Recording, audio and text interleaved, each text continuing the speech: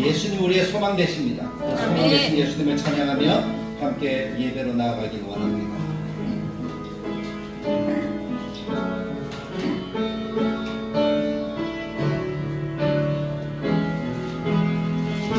예수 우리들의 밝은 빛, 예수 우리들의 밝은 빛, 은혜와 긍휼을 베푸시는 주,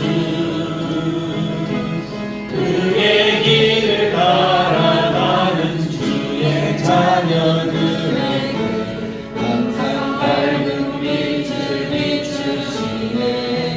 그는 구원의 주 하나님, 그는 구원의 주 하나님,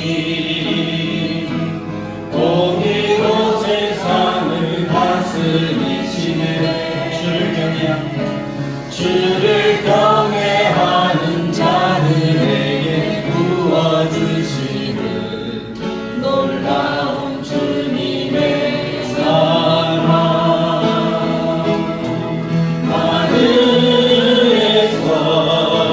찬란하게 빛나는 주의 영광, 이 땅에 오셨네. 어둠을 밝히고 새 생명 주시네. 영원히 빛나는 나의 예수님, 높이 영광과 찬양 받으실 그 이름 경배합니다. 슬픔을 거두고 내게 자유 주시네. 기쁨의 노래를 영원한 나의 빛 예수께.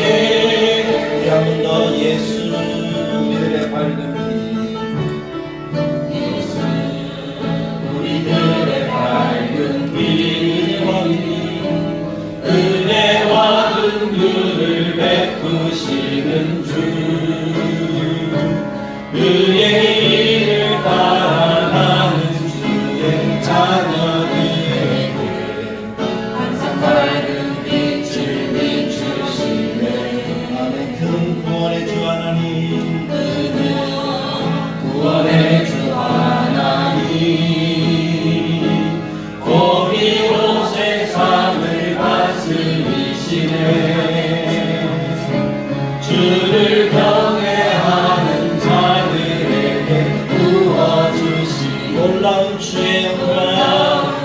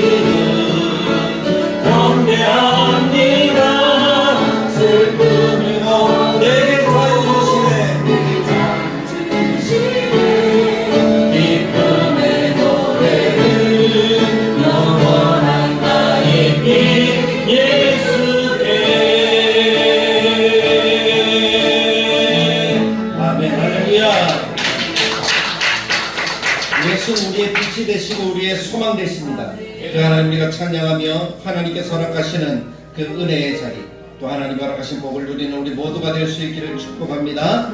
497장입니다. 주 예수 넓은 사랑 그 크신 은혜를 함께 박수하면서 찬양합니다.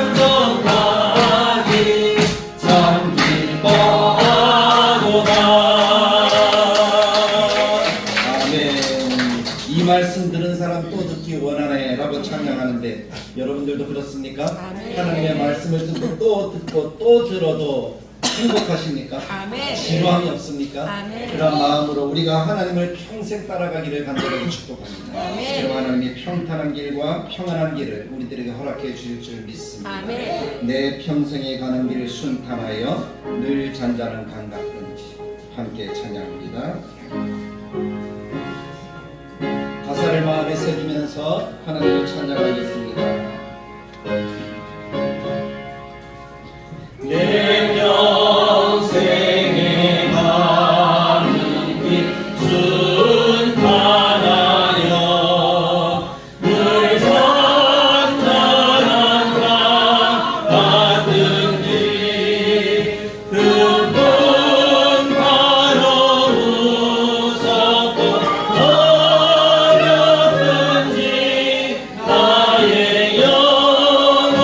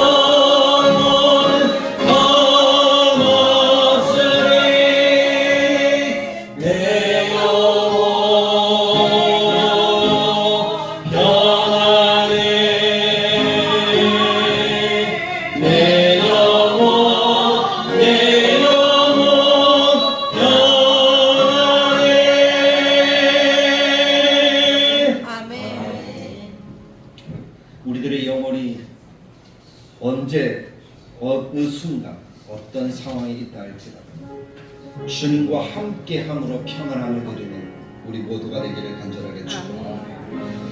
오늘 아침에 요한계시록의 말씀을 읽는데 하나님의 나팔 소리가 들리더라고요. 그 나팔 소리는 하나님의 심판을 이야기하고 주님의 영광 가운데 임하심을 이야기하는 그런 나팔 소리죠.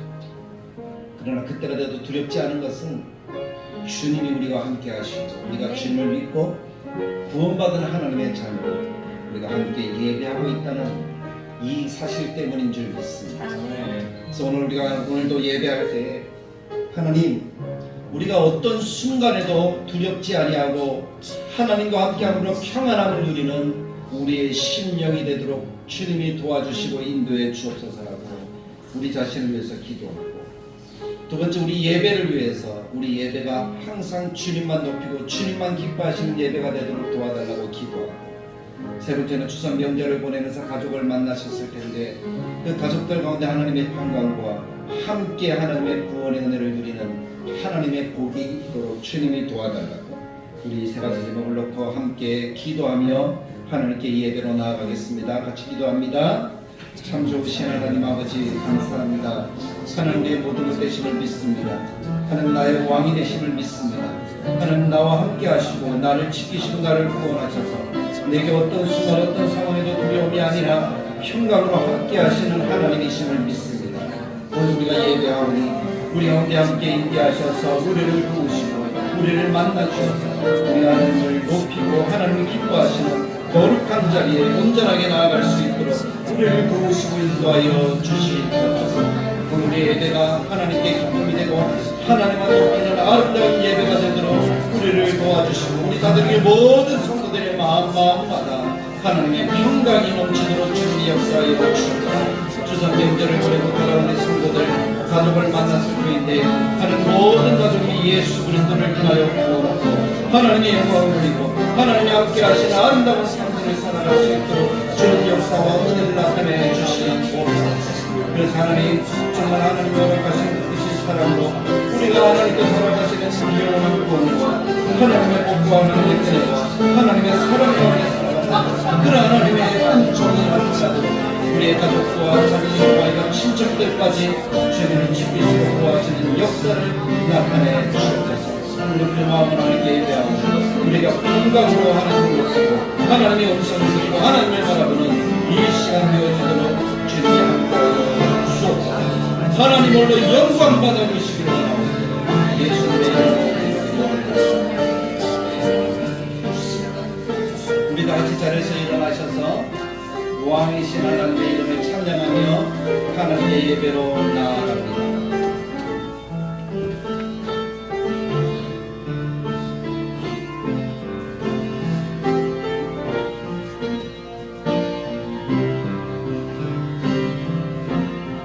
왕이신 나의 하나님, 왕이신 나의 하나님,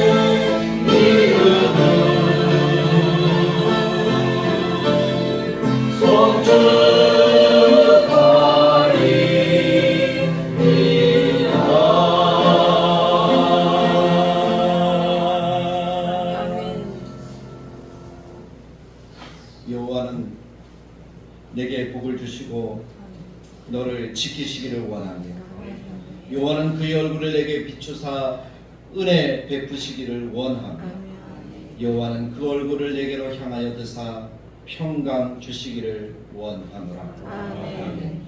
하나님 이보다 더 좋은 복이 없는 줄 믿습니다.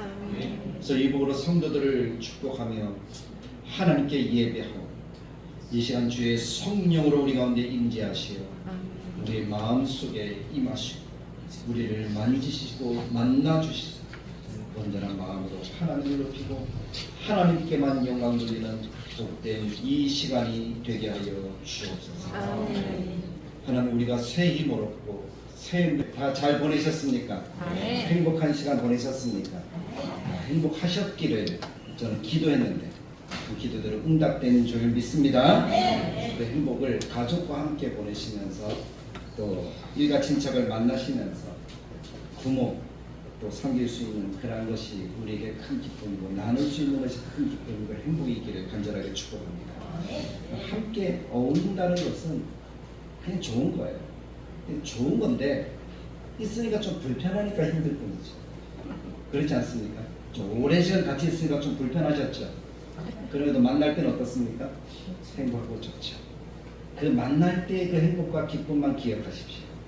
그래서 그 기쁨으로 다른 사람들을 위해서 기도하고 혹시 믿지 않는 일가 친척이 있다면 도움과 구원을 위해서 기도함으로써 섬길 수 있는 끝까지 섬길 수 있는 우리 가족에게 성도들이 되시길 간절하게 축복합니다. 오늘은 지난주 말씀을 이어서 지난주는 믿음에 대해서 이야기를 하고 우리의 교회 어떻게 나아갈지 방향에 대해서 이야기해볼까면 그것이 신념인가 믿음인가 하는 제목으로 함께 은혜를 나누기를 원합니다. 하나님이 일하시는 방법은 참 특별한 것 같아요. 사람들이 생각하는 방법과 하나님이 일하시는 방법은 조금 다른 것 같아요. 여러분 그런 생각 가지지 않습니까?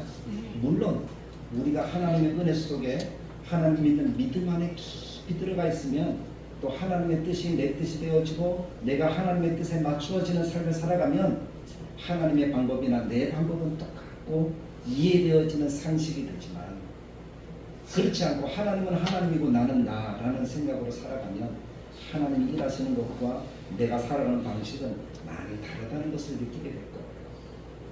저는 예수 그리스도를 믿으면서 우리 성도들에게 간절하게 바라는 소원 또 저에게 간절하게 바라는 말씀이 있다면 하나님의 뜻과 내 뜻이 맞아져서 하나님의 뜻이 내 뜻이 되어지고 하나님이 일하시는 방식이 특별하지 않는 상식이 되어지는 그러한 삶을 살아가는 하나님의 백성들이 되시길 간절하게 축복합니다. 그럼에도 불구하고 전능하신 하나님, 창조주 하나님이 일하시는 방식은 특별합니다.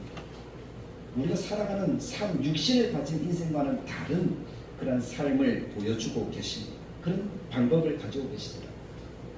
오늘 요한복음 11장 말씀도 마찬가지지만 나사로가 죽었다가 예수의 말씀으로 살아나는 그런 장면이잖아요. 그런데 이 나사로가 죽었다 하는 이 이야기가 예수님께는 하나님의 영광을 나타내는 방법이 되었지만 마르다와 마리아에게는 어떤 순간일까요? 절망의 순간 아니겠습니까? 슬픔이고 아픔이고 고통이었을 거예요. 왜냐하면 자기 가족 가운데 성경이 다른 걸 얘기하지 않으니까 모르겠지만 제가 아는 상식으로는 오빠 나사로와 그 다음에 마르다와 마리아 이 세 남매가 살고 있는 집이었다라고 많은 학자들이 이야기를 하는 것이 대부분의 이야기입니다. 그런데 가장된 나사로가 죽었다? 그럼 남겨진 마르다와 마리아는 어땠을까요? 얼마나 큰 충격과 슬픔이었을까 하는 그런 생각을 가지고 우리도 마찬가지 삶을 살아가면 누가 먼저 돌아가셨든지 아니면 누가 아프다든지 그러면 어때요? 마음의 고통이잖아요.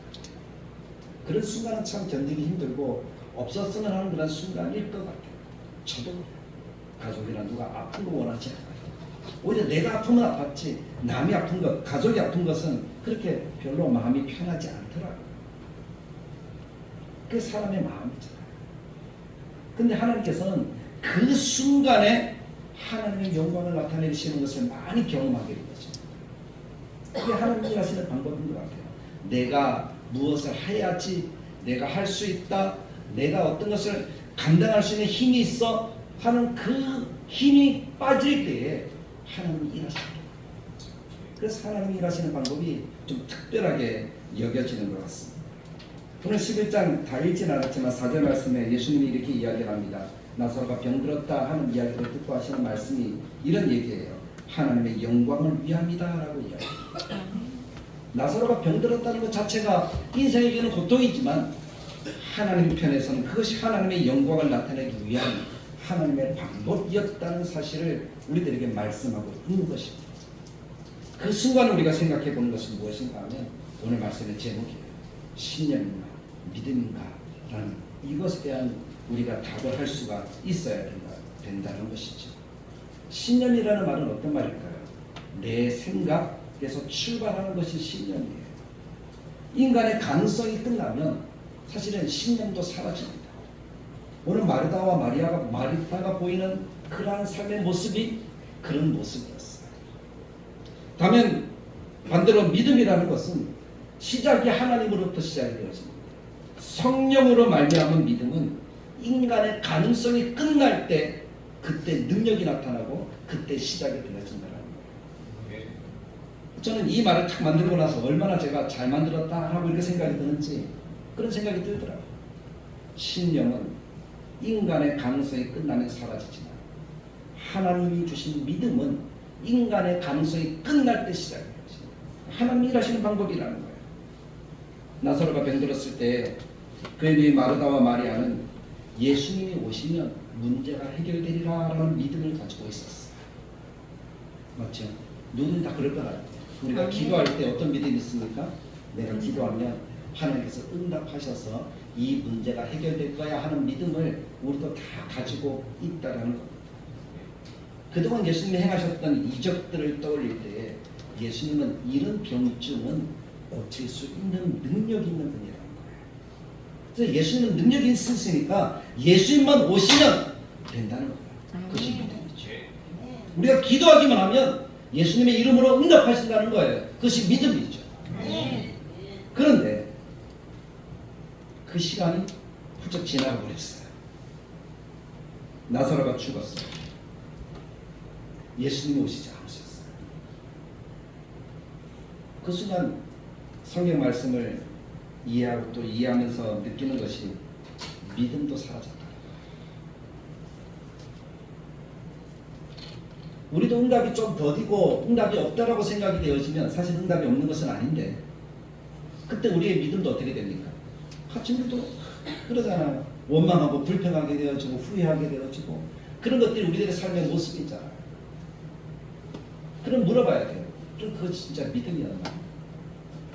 라고 말이죠. 마르다와 마리아는 자신들의 신념, 즉 생각을 믿음으로 착각하고 있었다라고 보여집니다. 그러니까 신념이라는 것은 믿음이 아닙니다. 신념이라는 것은 진리가 아닙니다. 근데 그것을 믿음이라고 진리라고 착각하며 살아가는 삶의 모습들이 우리들에게는 참 많이 있다는 것입니다. 죽은 자를 살리는 것이라는 믿음이 마르다와 마리아에게는 없었어요. 예수님이 오시면 예수님이 고치신다라는 정도의 믿음은 가지고 있었다는 거예요. 예수님은 나사로가 아프다라는 사실을 아셨어요? 모르셨어요? 아셨잖아요. 그럼에도 불구하고 나사로가 죽은 지 며칠 만에 나사로의 집에 도착하셨다라고 성경이 기록하고 있습니다. 요한복음 11장 17절에 보면 나사로가 죽어서 장사 지낸 지 며칠 만에? 나흘 만에. 그냥 하루, 이틀, 사흘, 나흘이니까 4일째 되는 날 예수님이 오셨다는 거예요. 예수님이 그때 뭐라고 말씀하십니까? 나사로가 잠들었으니 깨우러 가겠다 하고 말씀하셨습니다. 근데 제자들도 예수님이 이 말씀을 믿지를 못해요. 예수님이 이 말씀을 믿은 것이 아니라 믿음이 없던 제자들 가운데 도마라는 제자가 뭐라고 얘기해요? 야, 우리 예수님과 같이 죽으러 가자! 이렇게 이야기를 하고 있어요. 어디서 이런 동문서답 같은 이야기가 나오는지. 그렇지 않습니까? 마르다와 마리아도 마찬가지였습니다. 그래서 예수님이 오셨을 때에 예수님께 하는 푸념을 한번 들어보시기 바랍니다. 우리가 읽은 21절에 보면 마르다가 하는 이야기가 나오죠. 마르다가 예수께 여짜오되 이렇게 이야기를 합니다. 주께서 여기 계셨더라면 내 오라버니가 죽지 아니할 때입니다 하고 이야기합니다. 그 말의 의미는 무엇이죠? 뉘앙스가 뭐예요? 예수님이 왜 안 오셔가지고 내 오빠가 죽게 만들었냐, 이런 푸념이고 이런 원망이고 불평이잖아. 예수님이라면 그렇게 사랑하는 나사로가 아플 때 와주셔야 되지 않겠느냐는 그런 얘기 아니에요. 지금 마르다는 그렇게 이야기를 하고 있어요. 예수님이 계셨더라면 왜 이제 오셨냐는 거예요. 그것은 엄밀하게 따지면 마르다의 생각이었어요. 예수님이 그 시간에 맞춰서 오시겠다고 약속하신 것도 아니고, 예수님이 나사로를 고쳐주시겠다고 말씀하신 것도 아니고, 다만 자기 생각에 어떻게 한 거예요? 예수님을 믿은 거예요. 자기 생각에 예수님이 오시면 나사로가 고쳐지겠다라고 생각했던 거예요. 근데 그것을 자기는 무엇으로 착각하고 있었어요? 믿음으로 착각하고 있었다는 거예요. 그래서 우리는 여기서 믿음이 무엇이고 신념이 무엇인지 다시 한번 생각해 볼 수 있어야 된다는 것이죠. 믿음이라는 것은 뭘까요? 우리가 믿음할 때 무엇을 얘기를 합니까? 우리는 믿음은 실체를 얘기를 하잖아요. 누구를 믿는 거예요? 전능하신 하나님과 우리의 구주 예수 그리스도를 믿는 거예요. 다른 것을 믿는 게 아니잖아요. 하나님이고 예수님 우리를 구원하셨다, 십자가를 지시고 부활하셨다 하는 이 사실을 믿는 거예요. 이것이 믿음이잖아요. 성경이 다른 것을 믿음이라고 이야기하지 않잖아요. 성경이 뭐라고 얘기합니까? 믿음은 뭐라고요? 바라볼 때 실상인데 그 실상이 되는 것은 뭡니까? 오직 예수님이시잖아요. 그 예수님이라는 그것 외에 다른 것을 우리들에게 말씀하지 않으셨다라고 성경이 이야기합니다. 사도행전 4장 12절을 보십시오. 다른 이로서는 구원을 얻을 수 없나니 천하 인간에 구원을 받을 만한 다른 이름을 우리들에게 주신 일이 있다 없다? 없다. 그럼 누구만 믿음이라는 거예요? 예수님만 믿음이라는 거예요. 그 예수님 내가 곧 길이다, 진리다, 생명이다. 그 예수님으로 아니고는 하나님께로 올 자가 없다. 예수님이 믿음이라는 거예요. 그 예수님을 믿어야 하나님의 자녀가 되는 것이죠. 영접하는 자, 그 그를 믿는 자들에게는 하나님의 자녀가 되는 권세를 주셨습니다. 하나님의 사랑을 믿어야 영생을 누리는 거잖아요. 하나님이 예수님을 보내셨다. 요한복음 3장 16절에 뭐라고 얘기합니까? 하나님이 세상을 이처럼 사랑하사 독생자를 주셨어. 그를 뭐하는 자마다 믿는 자마다. 보십시오. 성경이 누누이 강조하는 것은 누구를 믿는 거예요? 예수님을 믿는 거예요. 근데 이 믿음은 내가 믿어지는 것이 아니라 성령이 하나님이 주시는 은혜라는 것이죠. 사도행전 1장 4절에도 분명하게 이야기를 합니다. 예수님이 말씀하셨잖아요. 너희들이 약속하신 것을 기다려야 돼. 그 약속하신 것이 오면 권능을 받고 증인이 될 거야 라고 이야기합니다. 그 약속하신 분이 누구예요? 성령이잖아요. 성령이 오시면 어떤 일이 일어납니까? 성령은 보혜사기 때문에 우리를 돕습니다. 우리에게 말씀하십니다. 우리를 생각나게 하십니다. 우리를 가르치십니다. 우리는 모든 믿음 안에 거하도록 도와주시는 분이 성령입니다. 그 성령님이 오셔서 하는 일이 무엇이죠? 우리로 예수를 믿게 하고 예수를 고백하게 하는 거예요. 그래서 고린도전서 12장 4절에도 성령으로 아니하고는 누구든지 예수를 누구라 할 수 없다? 주시라 할 수 없다. 그러니까 주님하고 예수님을 부르는 것은 성령이 내 속에서 내 영혼을 통하여서 예수님을 주님으로 주인으로 인정한다는 거예요. 믿는다는 거예요. 믿게 되었다는 거예요. 그래서 주님이라고 부를 수가 있는 것이죠. 이것을 우리는 어떻게 해요? 마음으로 믿어 의의를 하나님께서 허락하신 큰 은혜로 내가 의롭다 칭함을 받고 이거로 시인하여 구원에 이른다. 그것을 성경은 믿음이라고 이야기합니다. 다른 것이 믿음이 아니에요. 복음이 믿음이에요. 예수님을 믿는 것이 믿음이에요. 근데 신념은요, 내 생각에서 나오는 것, 내가 배운 것, 내가 들은 것, 내가 아는 것, 내가 살아온 삶의 방식, 전통, 지켜온 것, 이런 것들이 내 마음속에서 생각이 되고 믿음처럼 되어진 것, 그것을 뭐라고 이야기를 해요? 신념이라고 얘기해요. 신념을 가지고는 구원을 얻을 수가 없습니다. 신념은 진리일 수가 없습니다. 그런데 우리들은 마치 이 신념이 믿음인 것처럼, 진리인 것처럼 어떻게 하는 거예요? 깨고 있는 거예요. 이 신념이 깨뜨려지면 어떻게 되는 거예요? 내 믿음도 날아가는 것처럼. 그렇게 착각하며 살아가는 것이 현대의 수많은 사람들의 삶의 모습이라는 사실. 이 신념에 빠지면 무섭습니다. 신념이라는 다른 말은 이념이라는 것으로 표현해 볼 수가 있겠죠. 신념이 이념화되어지면 그것이 우상화되어지는 거예요. 신념이 우상화되어진 사람들이 참 많이 있잖아요. 우리 장로님이 기도할 때도 이야기했지만 북한의 김일성 우상, 그것이 신념이 이념이 되어지고 우상이 되어진 거예요. 그거 다니면 안 됩니다. 그럼 문제인지 모르게 되어진 거예요. 문제를 만들고도 내가 그 문제를 일으켰다는 사실을 인정하지 않습니다. 때론 알면서도 신념, 이념을 따라갑니다. 결과는 자기 것만 옳습니다. 투쟁도 살인도 할 수 있다라고 이야기하는 것이 신념이고 이념이라는 거예요. 그러니까 그것이 우상이죠. 그것은 믿음이 결코 될 수가 없습니다. 우리가 교회에서 말하는 믿음은 예수 그리스도, 십자가와 부활, 하나님의 사랑, 그리고 복음 증거로 세워진 교회, 이것 외에 다른 것을 성경이 말하고 있지 않다는 사실을 기억하십시오. 성경만이 유일한 진리고 유일한 믿음이라는 사실을 여러분들의 가슴속에 잊지 않기를 간절하게 바랍니다. 성경이 말하면 아멘하고, 성경이 하라면 하고, 성경이 하지 말라고 하면 안 하고, 성경이 없는 것에 대해서는 우리가 가타부타 할 필요가 사실은 없다는 거예요.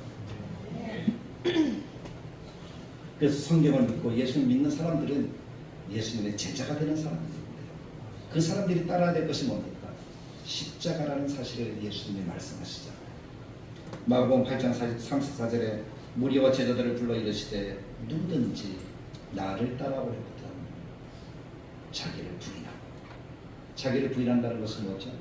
신념을 버리고 자기 생각을 버리라는 거예요.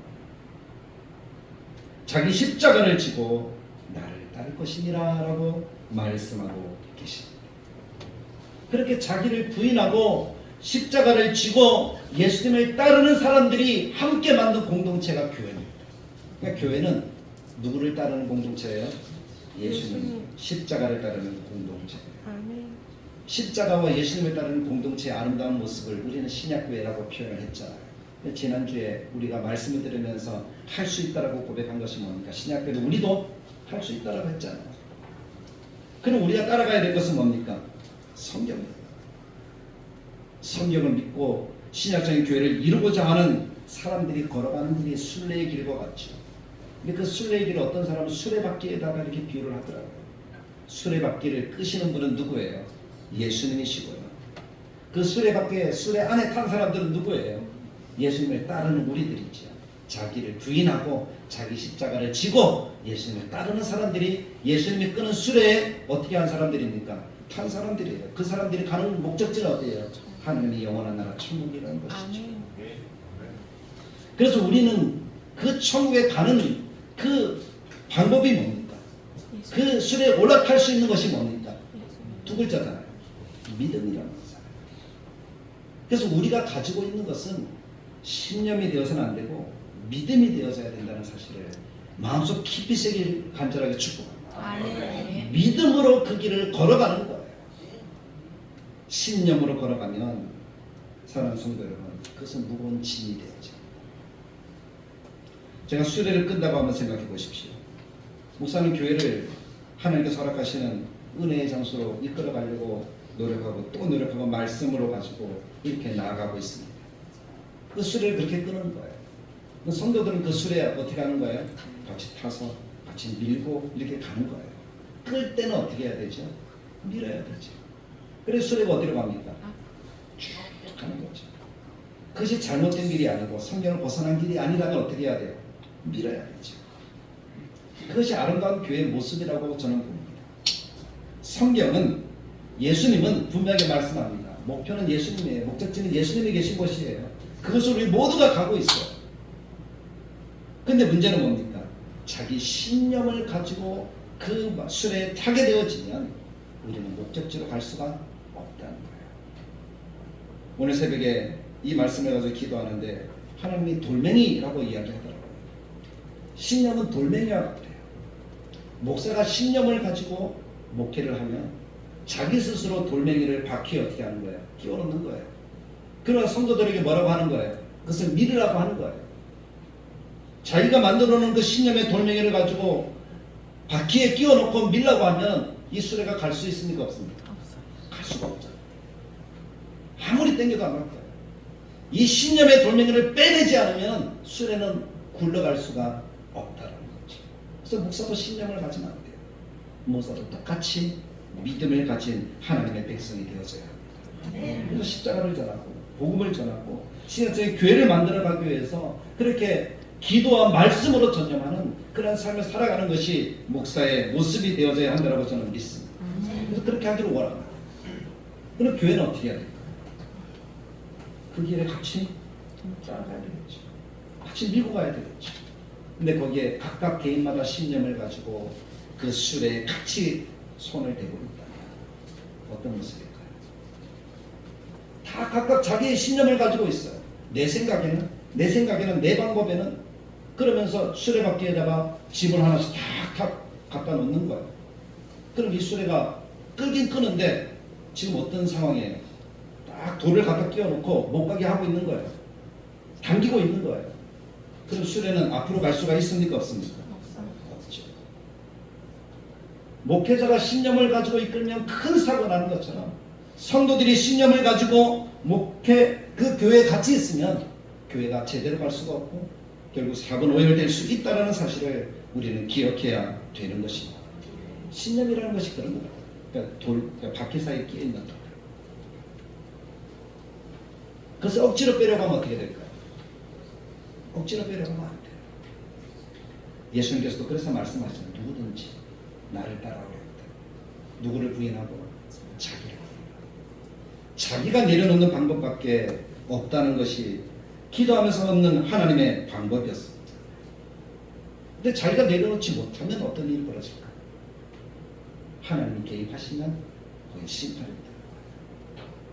이스라엘 백성들이 광야 가나안 땅 향해 갈 때에 이스라엘 백성들이 가진 신념들이 얼마나 많아 있었습니까?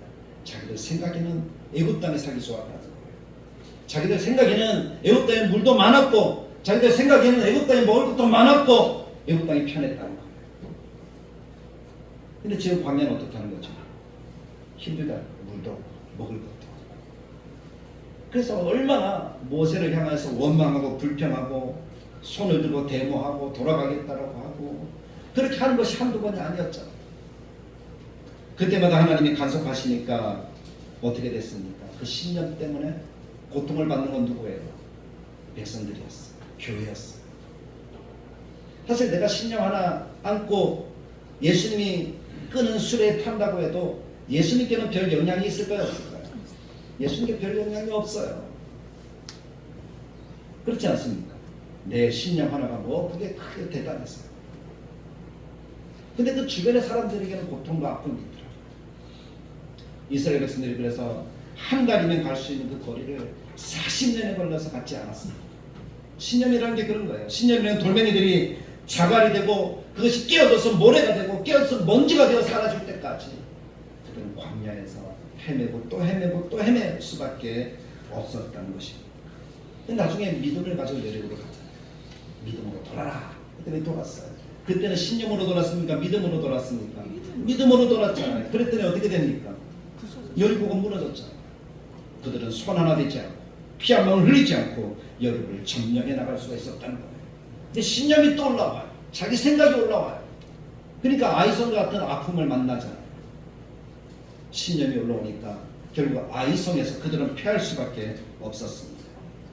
신념은 좋은 것 같고 어떻게 보면 이성적인 것 같고 어떻게 보면 바른 것 같지만 우리를 힘들게 하는 무거운 짐, 즉 가시와 같다는 사실을 기억하시길 간절하게 축복합니다. 이것이 지나치면 공동체가 망합니다. 북이스라엘이 망하고 남유다가 망한 것은 그런 이유입니다. 오늘 본문에서 마리아와 마르다도 마찬가지입니다. 작은 신념에 빠졌습니다. 예수님이 오시면 고쳐주시리라고 생각했습니다. 자기 신념에 빠졌던 거예요. 근데 예수님이 오셨어요. 오셨는데 언제 오셨어요? 자기 생각과 다르게 오셨어요. 그러니까 원망하는 거예요. 불평하는 거예요. 한탄하는 거예요. 예수님이 계셨더라면 내 오라비가 살았을 텐데. 물론 그 슬픔과 아픔은 이해하지만 지금 예수님 앞에 그 이야기를 정말 예수님을 믿는다면 그 이야기가 아니라 예수님 지금이 그때입니다 라고 이야기를 할 수 있어야 되지 않았을까. 하나님이 일하시는 방법은 우리가 절망일 때 하나님이 일하셔서 영광을 받으시는 분이시잖아요. 하나님의 특별한 방법이잖아요.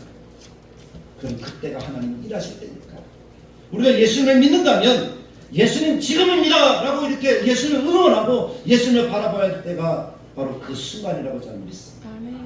그런데 마르다는 어떻게 했습니까? 예수님이 계셨다. 예수님이 계셨다. 지금 예수님이 안 계신 게 아니잖아요. 지금 예수님이 계셔요, 안 계세요? 그 자리에 있었잖아요. 그런데 그 예수님 보고 예수님이 계셨더라면 그래서 뒤에는 뭐라고 합니까? 지금이라도 하나님께 구하는 것을 주실 줄 믿습니다. 그렇게 얘기해놓고 예수님이 살아나리라. 내가 다시 살 것이다 라고 하는데 마르다는 뭐라고 하고 있어요? 언제 살아날 줄 믿는다고? 마지막 때. 부활의 때. 최후 심판 때. 그때를 얘기를 하는 거예요. 지금 마르다는 믿음이 있다는 말입니까? 없다는 말입니까? 예수님을 향한 믿음이 있다는 말입니까? 없다는 말입니까? 없다는 거잖아요. 신념에 빠져서 신념이 믿음인 줄 착각하고 살았다는 거예요. 예수님이 계시다면 예수님 지금입니다. 잡으셨습니다. 지금입니다. 우리의 믿음이 그렇게 되길 간절하게 축복합니다. 그래서 우리가 정말 믿는 예수님이 어떤 분인 줄 안다면 그분을 그대로 믿는 하나님의 백성들이 되길 간절하게 축복합니다. 하나님이 기적을 나타내십니다. 안 되니까 예수님은 뭐라고 얘기해요? 나는 부활이고 생명이다. 나를 믿는 자는 영원히 살고 무릇 살아서 나를 믿는 자는 영원히 죽지 않는다. 이것을 내가 믿느냐? 그때서야 아멘 하니까 예수님이 나사로에게 가서 뭐라고 얘기하셨어요? 나사로야 나오라! 라고 소리치니 나사로가 살아서 나왔지 않았습니다. 그게 믿음입니다. 예수님이 지금 이 자리에 있다면 우리가 가지고 있는 생각을 내려놓고 예수님을 응원해야 돼요. 지금이 그때입니다. 지금이 바로 그 순간입니다. 라고 말했죠. 저는 우리가 그런 믿음으로 하나님께서 허락하신 아름다운 다들의 교회를 다시 회복하여 살리고 하나님이 허락하시는 역사를 이루는 기적을 나타내는 영광을 받으시는 그런 교회가 되길 간절하게 축복합니다. 그럼 우리는 어떻게 해야 될까?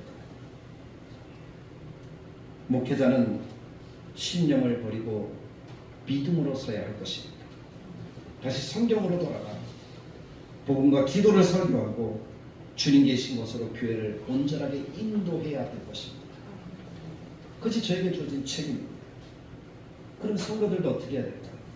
신념이라는 돌멩이를 버려야 됩니다. 자기 신념을 내려놓아야 됩니다. 목회자는 누가 빼려고 하면 무척 힘들고 갈등의 원인이 되어집니다. 힘들게 빼려고 하면 어떤 일이 벌어지는가 하면 사람들이 이렇게 생각해요. 나 싫어하는 거 아니야? 제대로 가는 거 맞아? 왜 바꾸려 하지? 다른 것 같은데? 목회자가 이상해. 저 성도는 왜 저러지?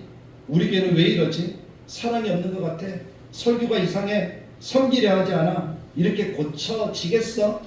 다른 교회는 저것을 잘해서 부흥하는데 우리 교회는 이게 뭐야? 우리 교회는 전도도 안 해. 왜 이렇게 작지? 이전에는 안 그랬는데 옛날 누구 때문에 이렇게 되었지? 이런 모든 것들은 다 뭐라고 해요? 신념. 신념의 돌멩이들을 빼버려야 하나님 허락하신 은혜를 누릴 수가 있다. 이것은 자기가 자기를 돌아보는 것에서부터 시작이 되어져. 나를 내려놓고 자기를 부인하고. 근데 그게 안 되면 남만 보고 남만 탓하게 됩니다. 남 때문에 안 되는 거예요. 그리고 누가 빼주기를 바라는 거예요. 사람이 필요해. 누가 와서 도와주면 안 돼? 어디 훌륭한 리더 없어? 저 사람만 없으면? 자기라고 생각하진 않고 탓하고 원망과 불평만 하는 것이 신념의 돌멩이라는 사실을 기억하십시오. 수레를 밀어 같은 방향으로 가는 것이 하나님의 뜻이랍니다. 목회자도 신념을 내려놓고 성도들도 신념을 내려놓고 오직 믿음으로 성경에서 말씀하는 교회를 이루기 위해서 같이 달려가는 것이 아름다운 교회의 모습이라고 저는 믿습니다. 그 믿음을 가지고 함께 달려가는 다대로 교회가 되어지면 하나님께서 흔들리지 않고 든든하게 세워져 주님 계신 곳으로 하나님이 기뻐하는 곳으로 아름답게 나아가게 될 것입니다. 이것이 우리 교회의 모습이 되길 간절하게 축복합니다. 우리 가정의 모습이 되길 간절하게 축복합니다. 나는 천국을 향해 믿음으로 가고 있는가? 나는 신념에 빠져 있진 않는가? 그래서 오늘 이 시간 우리가 이것을 돌아보면서 신념의 돌멩이들을 하나 둘 제거해내서 옥토와 같은 아름다운 밭을 만들어내는 그런 노력, 하나님 허락하시는 교회, 하나님이 기뻐하시는 교회, 신약적인 교회, 그 교회를 이루어 가기 위해서 우리 모두가 한 마음 한 뜻이 되어지도록 그렇게 힘쓰는 우리 성도들 다 되시길 간절하게 축복합니다. 그를 위해서 부족하지만 목사님이 따라오시면 그런 교회들을 만들어 갈 수 있는 줄 믿습니다. 성경에서 말씀하지 않는 엉뚱한 이야기를 한다든지 정치 얘기를 한다든지 그런 얘기를 하면 뭐라고 하십시오. 성경 이야기를 하면 믿고 따라오시면 하나님이 허락하신 아름다운 교회로 세워지고 우리 복된 성도들 다 되리라고 분명하게 믿습니다. 함께 달려가는 우리 모든 성도들에게 간절하게 축복합니다. 참 좋으신 하나님, 오늘도 하나님의 말씀으로 함께 아름다운 교회를 세워가기를 원하여 진노하였습니다. 우리가 그동안 신념에 빠져 있었는지도 모릅니다. 신념이라는 그 허울 좋은 것에 빠져서 하나님 허락하신 참된 믿음을 버리고 우리가 살아왔는지 모릅니다. 하나님, 우리가 따르는 것이 예수 그리스도가 되게 하시고 신념이 되지 않도록 도와주옵소서. 오직 믿음으로 달려가는 아름다운 교회, 우리 모든 성도들 되도록 주님이 복 주시고 인도하여 주옵소서. 예수님만, 그 빛 대신 주님만 따라가는 우리의 신령이 되도록 역사하여 주옵소서. 예수님의 이름으로 기도드리옵나이다. 예수 우리들의 밝은 빛 찬양드리겠습니다.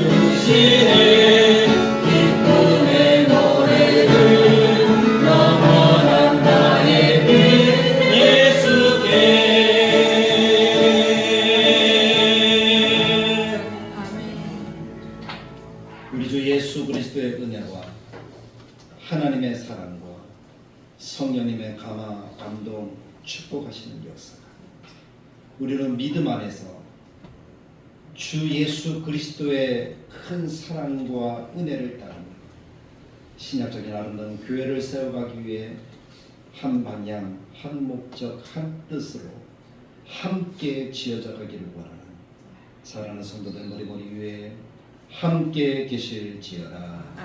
아멘.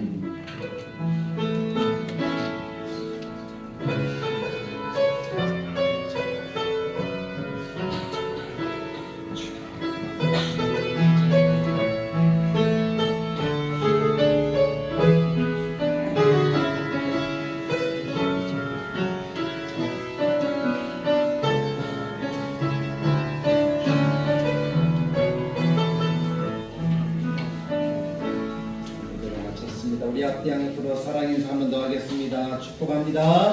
하늘의 복 받으십시오. 네, 하늘의 복 많이 받으시기를 축복합니다. 우리 명절을 찾아서 또 집에 오셨던 우리 같이